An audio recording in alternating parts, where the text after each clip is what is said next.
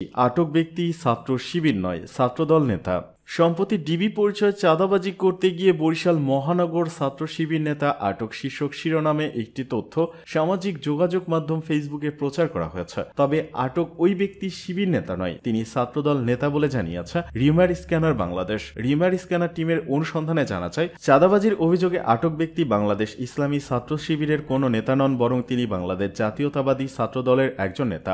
এ বিষয়ে অনুসন্ধানে মূলধারার গণমাধ্যম বাংলা ট্রিবিউনের ওয়েবসাইটে গত 23 ডিসেম্বর ডিবি পরিচয় চাঁদাবাজি করতে গিয়ে ধরা পড়লেন এসআই ও ছাত্রদল নেতার শিরোনামে প্রকাশিত একটি প্রতিবেদন খুঁজে পাওয়া যায়। উক্ত প্রতিবেদন থেকে জানা যায়, বরিশালের বাবুগঞ্জ উপজেলার মাধবপাশা ইউনিয়নের চন্দ্রপাড়া এলাকায় জুয়ার আসর থেকে গোয়েন্দা পুলিশ ডিবি পরিচয় চাঁদাবাজি করতে গিয়ে পুলিশের এক উপপরিদর্শক এসআই ও আরেক ছাত্রদল নেতা জনতার হাতে ধরা পড়েন। পরে তাদের মারধর করে পুলিশে সোপর্দ করা হয়। পরবর্তীতে মূলধারার একাধিক গণমাধ্যমে এই বিষয়ে প্রকাশিত সংবাদে আটক ব্যক্তিদের পরিচয় নিশ্চিত হওয়া যায়। অর্থাৎ ডিবি পরিচয় চাঁদাবাজির অভিযোগে আটক ব্যক্তিরা বাংলাদেশ ছাত্র শিবিরের কোনো নেতা নন। সুতরাং ডিবি পরিচয় চাঁদাবাজি করতে গিয়ে ছাত্রদল নেতার আটকের বিষয়টিকে বরিশাল মহানগর ছাত্র শিবির নেতা আটক দাবিতে ফেসবুকে প্রচার করা হয়েছে, যা সম্পূর্ণ মিথ্যা। ঘটনার পর বরিশাল মহানগর ছাত্রদলের সভাপতি রেজাউল করিম গণমাধ্যমকে বলেছিলেন, সাকিবুল ছাত্রদল বরিশাল মহানগরের সহ সভাপতি, তার বিরুদ্ধে ব্যবস্থা নেওয়ার জন্য কেন্দ্রের সুপারিশ পাঠানো হয়েছে। কারো ব্যক্তিগত অপকর্ম সংগঠন নেবে না। বরিশালের কাজিরহাট থানার ভারপ্রাপ্ত কর্মকর্তা ওসি মিজানুর রহমান বলেছিলেন, এসআই রেদওয়ান ইসলামকে সাময়িক বরখাস্ত করা হয়েছে, তার বিরুদ্ধে বিভাগীয় ব্যবস্থা নেওয়া হবে।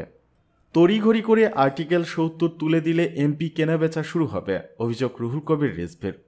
অন্তর্বর্তীকালীন সরকারকে উদ্দেশ্য করে বিএনপির সিনিয়র যুগ্ম মহাসচিব অ্যাডভোকেট রুহুল কবির রিজভী বলেছেন, দেশে অসাধু ব্যবসায়ীরা যেভাবে এমপি হচ্ছেন, এতে যদি সংবিধান থেকে আর্টিকেল ৭০ তুলে দেন তাহলে তো সংসদ সদস্য কেনাবেচা শুরু হবে। এতে করে আরও বেশি গণতন্ত্রের বিপর্যয় আসবে। ৭০ অনুচ্ছেদে বলা হয়েছে, যে কোনো সংসদ সদস্য যদি তার নির্বাচনী দলের প্রতি আনুগত্য না দেখিয়ে অন্য কোনো রাজনৈতিক দলের সদস্য হন, তবে সে সংসদ সদস্য তার পদ হারাবেন। গতরাতে রাজধানীর শীতার্তদের মাঝে শীতবস্ত্র বিতরণকালে প্রধান অতিথির বক্তব্যে তিনি এসব কথা বলেন। অন্তর্বর্তী সরকারকে উদ্দেশ্য করে রিজভী বলেন, আপনারা বিচার বিভাগ, সংবিধান, আইন, প্রশাসন সবকিছু সংস্কার করছেন, কিন্তু সংস্কার যদি লোক দেখানো হয়, তড়িঘড়ি হয়, এটা কিন্তু হুমড়ে মুচড়ে পড়ে যাবে। তিনি বলেন, সংবিধানের ৭০ অনুচ্ছেদ আপনারা সংশোধন করবেন, কিভাবে করবেন সেটা আপনাদের বিষয়, কিন্তু তড়িঘড়ি করে করলে সংবিধান কিন্তু আরো বেশি পঙ্গু হয়ে যাবে। আমরা চাই সংবিধানের ৭০ অনুচ্ছেদ সংস্কার হোক, কিন্তু সেটি যদি তড়িঘড়ি করে রাতারাতি করেন তা হবে না। বিএনপির এই মুখপাত্র বলেন, দেশে